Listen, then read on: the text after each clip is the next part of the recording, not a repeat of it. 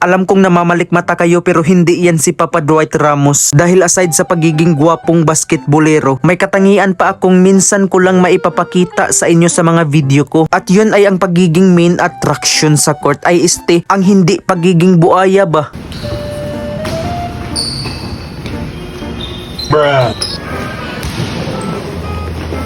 Bruh. Yo, what's up? Kaninong anak to? Ba't hindi to nag-rebuild? Andito pala tayo ngayon sa Albuera Seawall para mag-food trip ba? Kasama ko ngayon mag-food trip ang aking girl best friend. As you can see guys no, naka-uniform pa to. Pinag-cutting ko lang. Kasi ika niya, bahala nang mag-cutting. Ang mahalaga si Francis ang aking makakapiling. Aanhin mo daw ba yung grado kung gwapo naman ang makakasama ko? Yan ang mga sinabi niya. Wala tayong magagawa dyan. Tamang food trip lang tayo sa Gedli ba habang hinihintay umangat ang sunset. Okay, pindutin mo.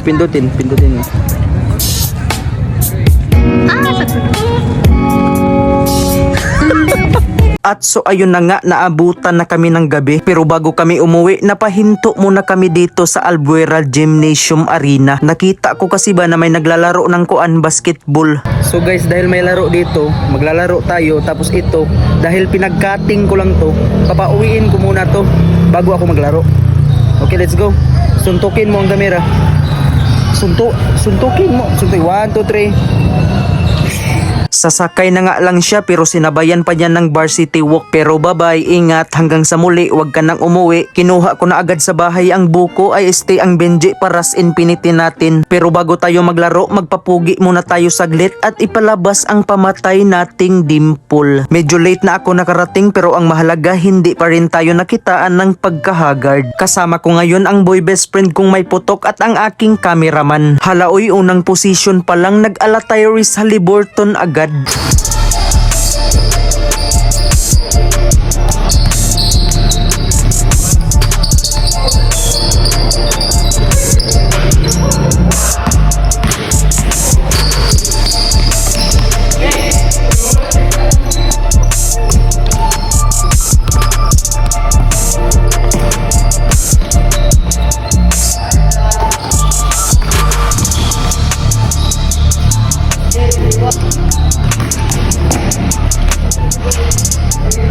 Grabing mga assist na yun, parang Tyrese Haliburton at John Stockton lang ang datingan. Pero ang muka mala Papa Dwight Ramos. Puro kasi bukya ang mga tira ko sa labas. Epekto na siguro to ng pagsama namin kanina ng girl best friend ko. So guys, alam nyo na, kung maalat kayo, maligo ay kung maalat ang mga tira nyo, pumasa na lang kayo. Wag kayong maging buaya ba? Gayahin nyo ang ginawa ko, panalo pala kami dyan 2 beses. Pag uwi ko ng bahay, naligo agad ako para maging presko yung pakiramdam ko ba? Di guys, nanood kasi agad ako ng concert ng Apo Hiking Society. As usual na late na naman tayo. Pagdating ko, 2 tugtog na lang sila. Tapos andito na naman tong isang ito. Humabol pa talaga siya.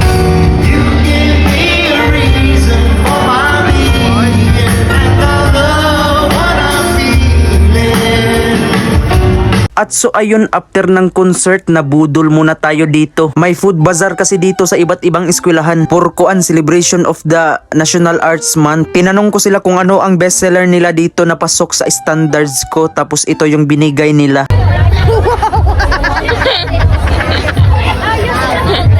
At so ayun, after nyan, kahit maghahating gabi na, pumunta pa rin ako dito. May laro kasi ang dati kong kaklasing si Kibot. 3-on-3 tapos siya ang best player of the game kahit talo sila.